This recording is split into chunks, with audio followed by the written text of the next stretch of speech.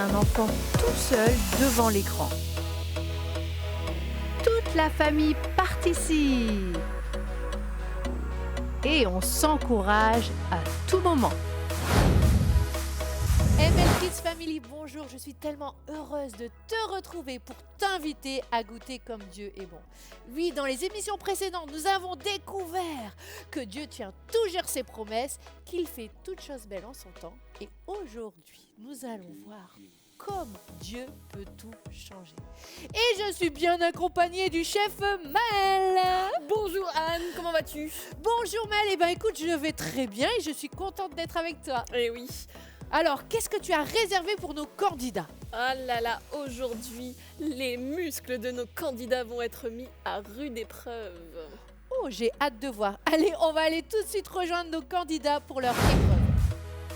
Me voici donc en compagnie d'Adrien et de Ramucho pour cette épreuve qui va travailler leurs muscles.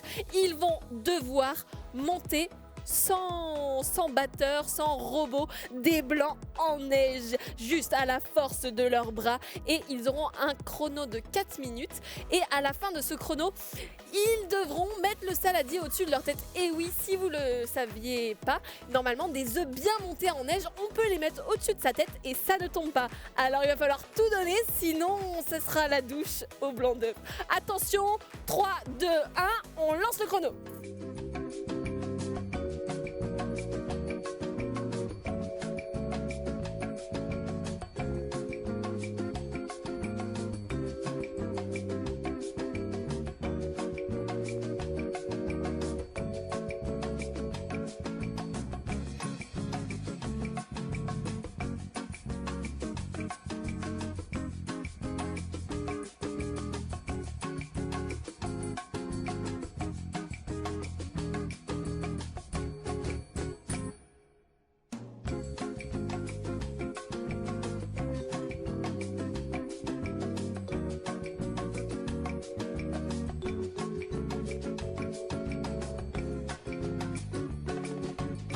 Attention, c'est bientôt la fin et il reste 5 secondes. 5, 4, 3, 2, 1 et c'est fini, oh là là là là. Oh, et on s'est fini, ah oui.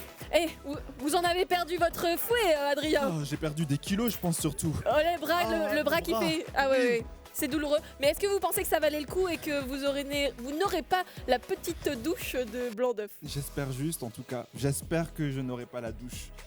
On verra bien. On verra bien. Ah et ouais. vous, Ramucho? Moi pareil, hein, j'espère que j'aurai pas de douche. Ah oui, ils ont l'air pas mal. Hein. Ouais. Franchement, 4 minutes comme ça, vous avez bien travaillé. Je pense que là, les muscles... Alors attention, est-ce que vous pensez que ça va tomber sur leur tête? Ils vont devoir le mettre au-dessus de leur tête. 3 secondes, attention. 3, 2, 1, au-dessus de la tête. Allez. 3, 1, 2, 3 et ça tient, félicitations. Oh là là. Ouais, même plus besoin d'avoir de robot en cuisine. Ah oui, clairement. Plus besoin. Ah, je vais jeter mon robot, moi. Ah oui, maintenant Ouais. vous allez tout... Ah ouais, je vais me faire des muscles, mais des 2 bras par contre, parce qu'il y Ouais. a qu'un. Les bras, c'est suffisant, en effet. Oui. Oui. Et maintenant, Adrien, c'est le moment. C'est le moment de l'histoire biblique. On se retrouve tout de suite. Bonjour les amis, vous allez bien? Aujourd'hui, je vais vous parler de l'histoire d'un homme super terrifiant que Dieu va transformer complètement. Vous êtes prêts? C'est parti!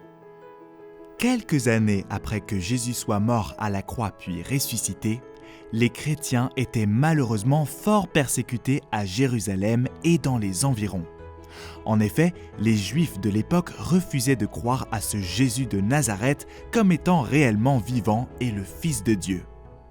Pour que les chrétiens arrêtent de répandre le message de Jésus, les Juifs les cherchaient pour les emprisonner et même pour les tuer. Parmi ces hommes juifs qui recherchaient les chrétiens à tout prix pour les exterminer, un homme était plus déterminé que n'importe qui d'autre, Saul de Tarse.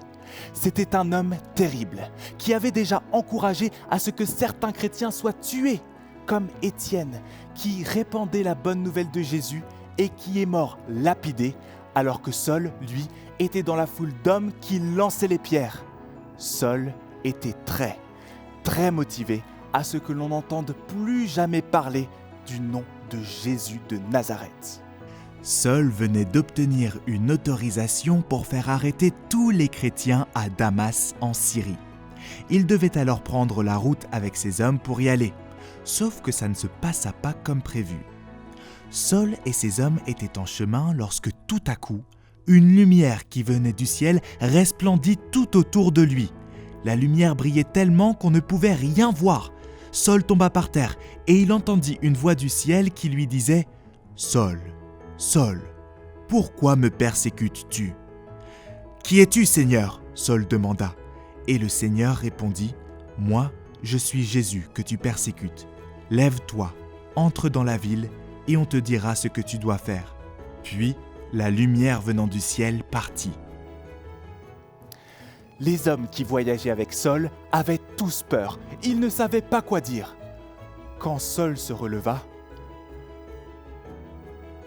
il ne voyait plus rien. Il était devenu aveugle. Ces hommes ont dû l'amener jusqu'à Damas, la ville où il voulait aller. Et là, il y resta 3 jours sans manger ni boire. Mais quelqu'un à Damas était là pour Saul. Ananias, qui était aussi à Damas, venait d'entendre la voix de Dieu lui dire d'aller à la rencontre de Saul pour qu'il puisse recouvrer la vue. Mais Ananias avait déjà entendu parler du terrible Saul de Tarse, celui qui déteste les chrétiens.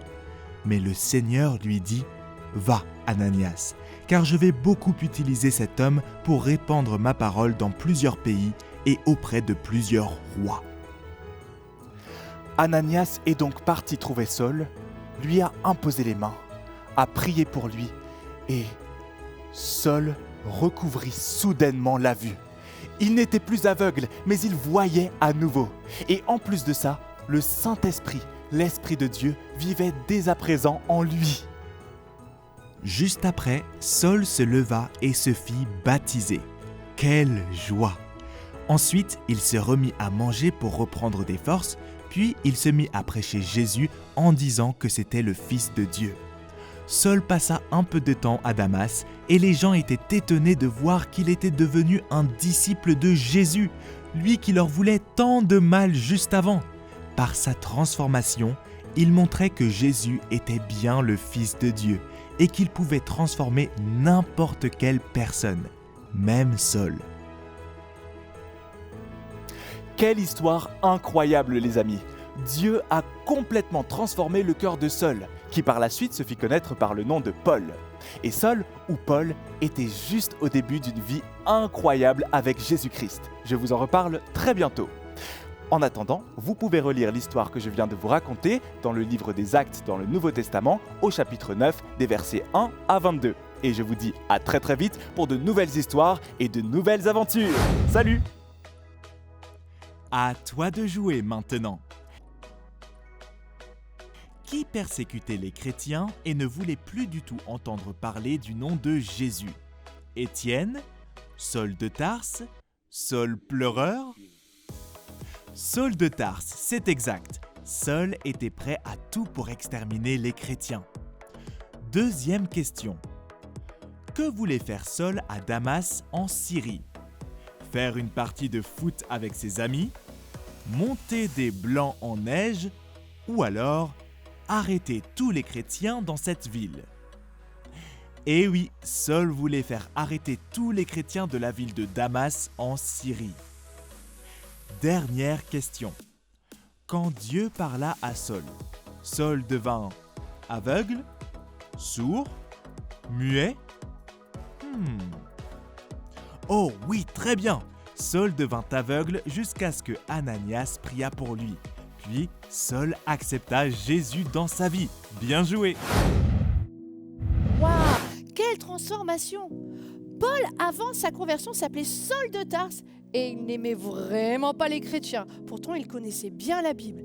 Mais tous ceux qui croyaient en Jésus, qui croyaient que Jésus était le Fils de Dieu, il les maltraitait, les frappait et faisait tout pour qu'ils aillent en prison. Mais waouh, Dieu avait un autre plan pour la vie de Paul. Et oui, il a su transformer son cœur pour que lui devienne un prédicateur, pour que lui parle de Jésus et proclame à toutes les foules que Jésus est réellement le Fils de Dieu. Dieu est incroyable.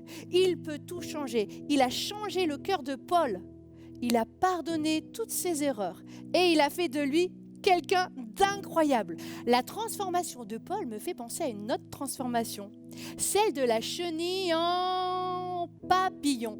Et oui, à la fin du printemps, la femelle pond des œufs qui restent collés sur les feuilles. Ensuite vient l'éclosion. La chenille sort de la coquille, la mange et commence à manger. Puis elle grossit, grossit, grossit, c'est simple. Tout l'été, elle mange et elle grossit. Ensuite, elle se trouve une tige sur laquelle s'accrocher et elle va commencer à tisser des fils de soie très résistants. Et là va commencer sa première transformation.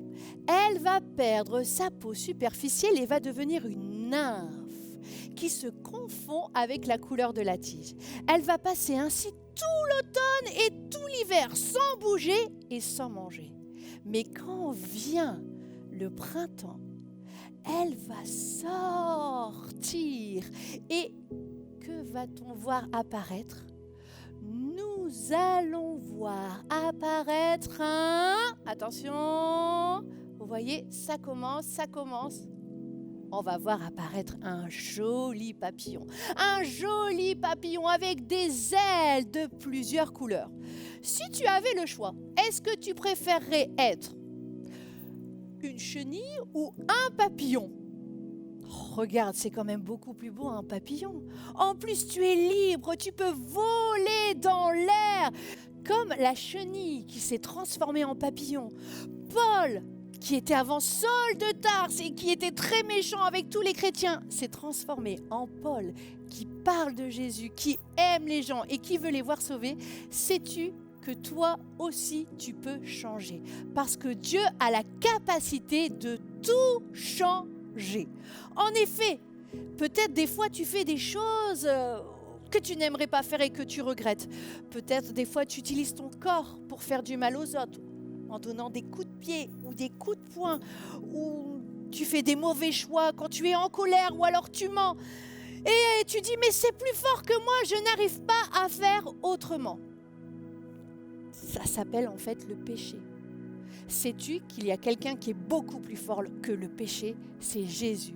Et lui, grâce à sa mort sur la croix, peut te changer pour que toi aussi tu puisses résister au péché.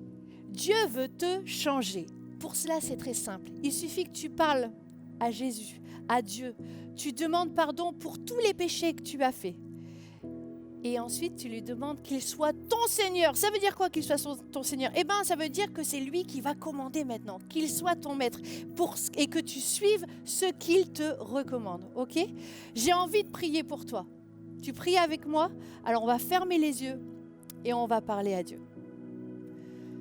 Merci Dieu d'avoir envoyé Jésus, parce que Jésus a été plus fort que le péché. Et grâce à sa mort sur la croix, maintenant, moi aussi, je peux être plus fort que le péché. Je te prie pour chaque enfant maintenant qui est devant son écran. Tu les aides à être humbles et te demander pardon et prendre la bonne décision, la décision de te suivre, que tu deviennes le Seigneur de leur vie. Amen. Tu es d'accord avec ça? Alors dis encore une fois Amen. Et maintenant, on va aller se réjouir. On va chanter que Dieu est fort et puissant. Et oui, avec un super remix de ALX qui est toujours dans notre nouvel album Kids Club Louange 2. C'est parti!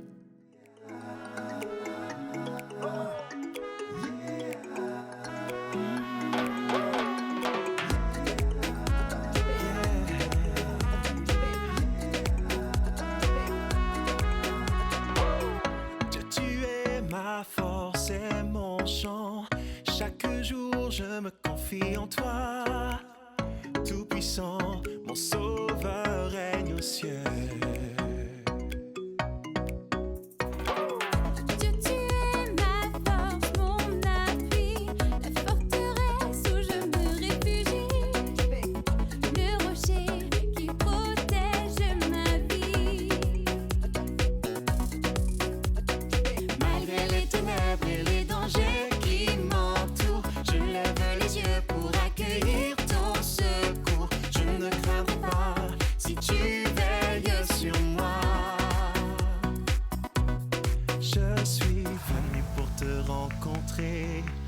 proclamer que tu es fort et puissant. On ne peut te résister, sois glorifié. Dieu, tu es fort et puissant. Rien n'est impossible à toi, au roi des rois. Dieu, tu es fort et puissant. Au-dessus de tous les noms, Nous déclarons que tu es fort et puissant.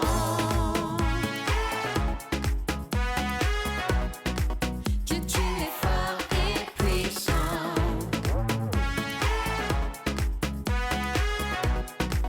Que tu es fort et puissant. Dieu, tu es ma force et mon chant, mon bouclier et mon libérateur. Souverain, mon sauveur règne aux cieux. Dieu, tu es ma force, mon appui, mon réconfort et mon plus tendre ami. Un rempart devant mes ennemis. Malgré les ténèbres et les dangers qui m'entourent, je lève la voix pour affirmer ton amour. Je ne craindrai pas si tu es près de moi. Je suis venu pour te rencontrer, pour proclamer que tu es fort et puissant. Nul ne peut te résister, sois glorifié. Dieu, tu es fort et puissant. Rien n'est impossible à toi, au roi des rois. Dieu, tu es fort et puissant. Au-dessus de tous les noms, nous déclarons Que tu es fort et puissant.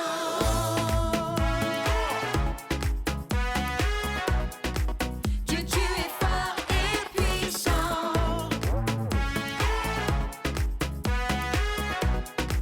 Dieu, tu es fort et puissant.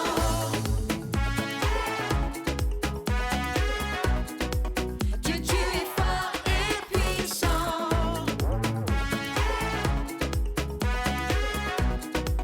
Dieu, tu es fort et puissant. ne peut me séparer de ton amour manifesté en Jésus-Christ. Mon sauveur règne aux cieux. Rien ne peut me séparer de ton amour manifesté en Jésus-Christ. Mon sauveur règne aux cieux. Rien ne peut me séparer de ton amour manifesté en Jésus-Christ. Mon sauveur règne aux cieux.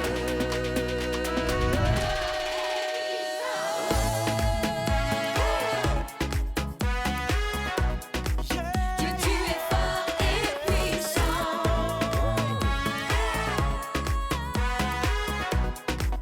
Dieu, tu es fort et puissant.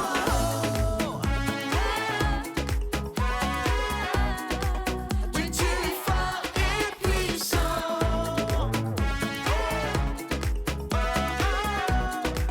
Dieu, tu es fort et puissant. Et nous nous retrouvons dans la recette du jour. Aujourd'hui, vous allez devoir retrouver dans l'image les éléments qui sont en trop pour la recette. C'est parti.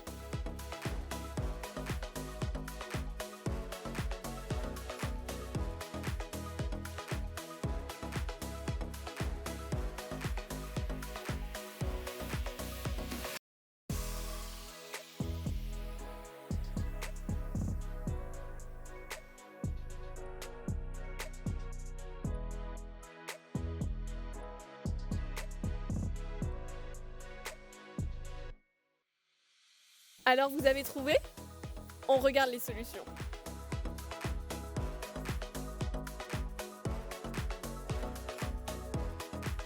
Bravo si vous avez tout trouvé. Et maintenant, je vais vous donner mes meilleures blagues de chef que vous pouvez réutiliser quand vous cuisinez. Alors, vous êtes prêts? Alors, il y a: quelle est la salade la plus explosive? La roquette, bien sûr. Attention, ah oui, elle était drôle, hein, je sais, là, vous riez. Alors, la blague, une autre blague. Qu'est-ce qui ne rentrera jamais dans une marmite, quelle que soit la taille de celle-ci? Vous ne savez pas trouver. Eh ben, c'est son couvercle. Eh ben oui. Et la troisième blague que j'ai pour vous. Pourquoi le poivre pleure? Parce que le céleri, bien évidemment. C'est cadeau, je vous fais don de ces blagues. Vous pouvez les réutiliser, voilà, faites-vous plaisir et à bientôt. Bienvenue dans notre rubrique de Chicken Quiz et on se retrouve avec l'équipe Evan et Adrien. Salut tout le monde. Et aussi avec l'équipe Anne et Ramesh. Anne, viens prendre ma place pour faire les questions. Oh, merci Mathias. Dis donc, tu as fait un super présentateur. On va t'embaucher. Alors, est-ce que votre buzzer fonctionne? Ok, je pose une question. Vous actionnez le buzzer et vous dites la réponse. Le but à la maison, c'est que vous arriviez à répondre avant eux. Ok? Tout le monde est prêt? C'est parti. En quoi se transforme la chenille? En papillon, en fleur ou en vache? Papillon. Ex aequo là, un point chacun. Bravo. Ok, question suivante. Quel est le nom des pâtes en forme de papillon? Les spaghettis, les farfales ou les coquillettes? Le farfalle. Oh là là, mais ils sont trop forts! C'est vraiment des cuisiniers. Ah oui, là, pour connaître le nom des pâtes. Ouh là là. Dernière question. Qui a le pouvoir de changer nos cœurs? Dieu, bah bravo, vous avez été exceptionnel, bravo à vous, bravo à la maison. Dis Mathias, tu viens m'aider pour terminer? On va dire au revoir, comment on dit au revoir? Prends ton micro. Bon, au revoir. On se retrouve dans 15 jours. Alors répondez bien aux prochaines questions. Bye bye. Bye bye. Au revoir.